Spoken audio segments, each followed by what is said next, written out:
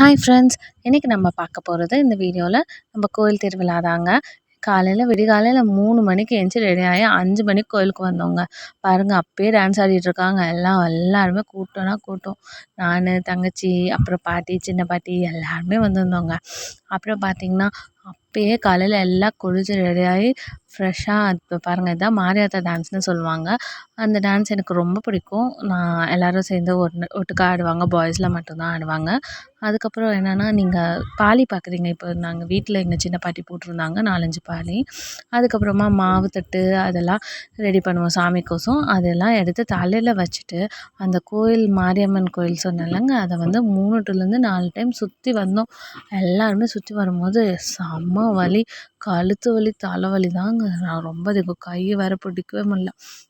பார்த்தீங்கன்னா, இப்போ பாருங்க ஒரு ஊஞ்சல் இருக்கா, அது கோயில் பின்னாடி இருக்க ஊஞ்சல். அப்புறம் சுத்தி வந்துட்டுருந்தோங்க. சுத்தி வந்துட்டு இங்க வந்து ஸ்பெஷாலிட்டியே வன்னியமரத்து விநாயகர். அங்க விநாயகர் தான் ஸ்பெஷல். அதுக்கப்புறமா இந்த மாவுத்தட்டு இதெல்லாம் எடுத்துட்டு எல்லா மக்களுமே அந்த 3 to 4 டைம்ஸ் சுத்தி வரும்போது காலையில 6, 7 மணி இருக்குங்க. 1 மணி நேரம் ஆயிடுச்சு. நடுவுல அந்த மாரியாத்தா டான்ஸ்க்கு ஸ்டாப் பண்ணிடுவாங்களா, அதனால நாங்க நின்னுட்டுருந்தோம் எல்லாருமே. அந்த டான்ஸ் ஆடி முடிச்சுட்டு திருப்பியும் சுத்தணும். அங்கங்க டான்ஸ் ஆடணும். அப்படிலாம் பண்ணிட்டு திருப்பி பாருங்க சன்ரைஸ் கூட இப்போ தான் வந்துட்டு இருந்தது. இது கோயில் உள்ளார செம்ம டெக்கரேஷன். லைட்ஸ்லாம் அப்படியே மின்னுனுச்சு மின்னல் மாதிரி. இந்த ஃபோட்டோவில் கூட உங்களுக்கு கம்மியாக தான் தெரியுது.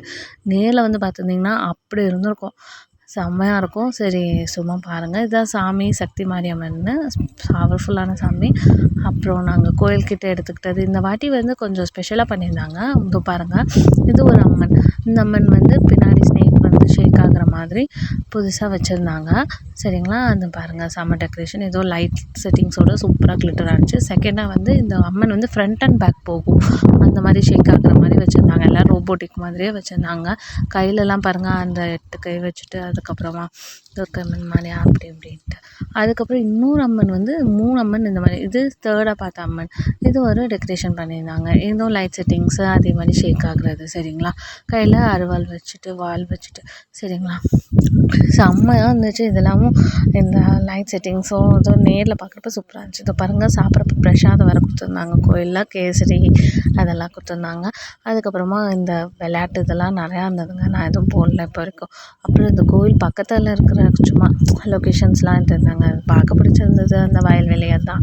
சரி, நம்ம சேனலை லைக் பண்ணுங்கள், ஷேர் பண்ணுங்கள், சப்ஸ்கிரைப் பண்ணுங்கள். மறக்காமல் எல்லாருமே சப்ஸ்கிரைப் பண்ணிடுங்க. எல்லாருக்கும் சென்ட் பண்ணுங்கள். சரிங்களா, பாய், see you next video.